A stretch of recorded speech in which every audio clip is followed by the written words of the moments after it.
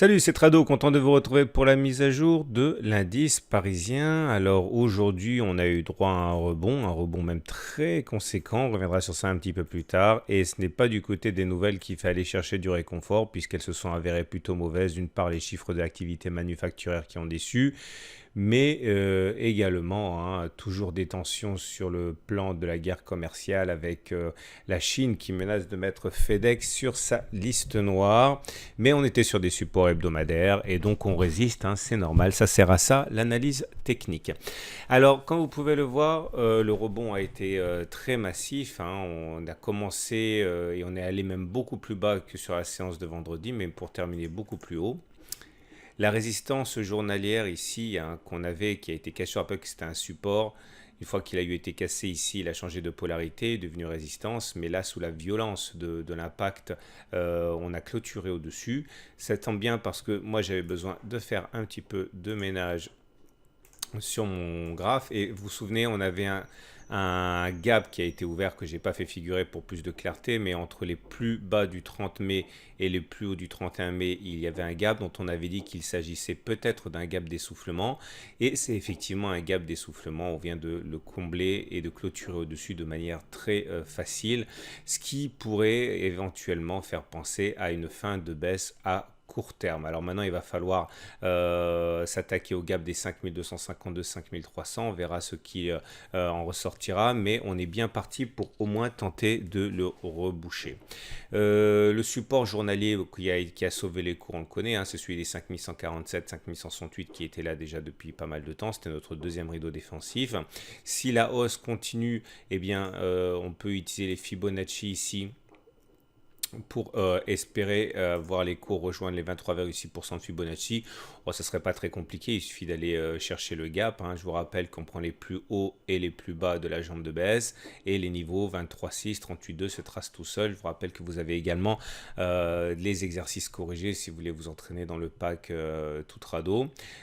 Si on clôture au-dessus des 23,6%, certains traders viseront les 38,2% de manière très classique. On avait une épaule tête-épaule, vous le savez, elle est là. On avait la première épaule ici, la deuxième épaule, enfin la tête là, et la deuxième épaule là. On avait expliqué que ça avait cassé et j'avais dit que j'étais méfiant par rapport à la capacité de l'épaule tête-épaule d'aller à son terme, c'est-à-dire la hauteur de l'épaule reportée en dessous de la ligne de coude, tout simplement parce qu'on avait des supports. C'est pas de la divination, c'est simplement qu'on on évolué en terrain hostile pour les baissiers. Et pour l'instant, on semble vouloir retester la ligne de coup. Je ne sais pas si on ira chercher objectif de l'épaule tête-épaule, mais en tout cas, ce n'est pas d'actualité tout de suite. L'effet a été bien là, mais pour l'instant, cet effet est limité. On a une résistance ici, il ne faudra pas oublier, une résistance oblique qui va donner des difficultés haussiers, c'est une évidence. Mais si on arrive à la casser, ça sera un signal très positif pour la suite. J'aimerais vous proposer une fourchette d'Andrews, ça peut toujours servir. On va commencer par une fourchette de chiffres. Vous prenez un plus bas, un plus haut consécutif. Et ça vous donnerait un objectif, un demi-objectif ici à, on va dire 5240 et puis surtout un objectif naturel ici vers les 5360. Ceux qui voudront tenter ça feront déjà ce qui a été fait par plusieurs autres auparavant, à savoir acheter avec un stop loss en cas de cassure du support journalier, j'imagine, avec cet objectif d'aller chercher la médiane de la fourchette d'Andrews. Là aussi, vous pouvez vous entraîner avec des exercices dans le pack tout trado. Les indicateurs techniques, la moyenne mobile à 20 jours, elle est toujours baissière, on est en dessous. Faut faire attention parce qu'elle épouse la résistance ici oblique, ça va faire quelque chose quand même, parce qu'elle n'est pas facile à passer. La moyenne mobile à 7 jours va arriver en opposition aussi très très vite dès demain sans doute. Si on arrive à clôturer au-dessus, on aura de bonnes chances, même si c'est pas certain d'aller chercher la M20, ça se tradera. La Bollinger, je vous rappelle que la Bollinger ici a un rôle de support et vous voyez finalement une fois de plus, comme la séance d'avant et deux séances encore avant, on a testé la Bollinger inférieure, mais on a rebondi dessus, on n'a pas été capable de clôturer en dessous, mais on est toujours en situation de parallèle baissière. Donc la tendance est toujours baissière, mais par rapport rapport à cette tendance baissière et en opposition à des supports. Et comme je le dis très souvent aux débutants, c'est pas parce qu'on a une tendance baissière qu'on peut préjuger de la cassure de support. Non, la tendance nous amène à la prochaine résistance, au prochain support, mais on peut pas préjuger de la capacité d'une tendance à casser des supports. Les indicateurs techniques pour suivre. Comme vous pouvez le voir, c'est toujours baissier, momentum sous 0, RSI toujours au-dessous de 50, CCI toujours en zone de survente, MACD sous son signal, mais les indicateurs techniques les plus rapides que sont le MACD 0 et le stochastique remontent vers le sud, vers le nord, pardon, mais on n'a pas encore croisé le signal. Donc c'est des bonnes velléités haussières, mais pour l'instant ça reste quand même que de la bonne volonté, hein.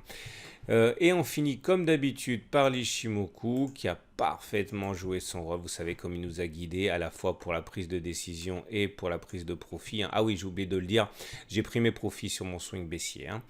J'ai sorti toute ma position maintenant. Bon, pas grand chose, on n'est pas en tendance baissière, hein, même si on est en dessous du nuage. Je vous rappelle que tant que c'est pas confirmé par la lagging span, on n'est pas en tendance baissière. Donc on est sous le nuage, mais la lagging span est toujours dans le nuage, donc on est en tendance baissière. Attention, secousse à prévoir aux alentours de la Tenkan et encore plus aux alentours de la SSB. Tout ça, c'est un petit obstacle. Donc là, voilà, on est aussi avance en terrain hostile à partir de maintenant. Il tente la reconquête de l'Everest là et on verra ce qui va se passer. Mais en tout cas, il y a suffisamment de risques haussiers, on va dire, pour que j'ai sorti ma position vendeuse. Voilà, je vous souhaite une excellente journée. Je vous dis à demain pour la mise à jour. Ah oui, et retrouvez sur le site, hein, si vous ne l'avez pas encore vu, le webinaire sur comment tracer ses supports et ses résistances convenablement, hein. C'est très compliqué finalement quand on débute et j'espère qu'après cette vidéo, vous en sortirez un peu mieux si vous débutez. Voilà, à demain pour la mise à jour.